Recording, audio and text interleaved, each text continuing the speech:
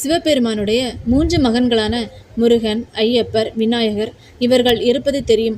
ஆனால் சிவபெருமானுக்கு 3 மகள்கள் இருப்பது தெரியுமா? முதலாவதாக அசோக சுந்தரி. இவங்களை பற்றி பத்ம புராணத்தில் சொல்லப்பட்டிருக்கு. அதாவது சிவன் பார்வதிக்கு மகளாக அசோக சுந்தரி பிறந்தாங்க. இவங்க நகுசன் என்பவரை மணந்து யயாதி என்ற குழந்தையை பெற்றெடுத்ததாக சொல்லப்படுகிறது. இவர்களை குஜராத்தில் மக்கள் பெரிய அளவில் வணங்கப்படுகிறார்கள். இரண்டாவது மகள் ஜோதி.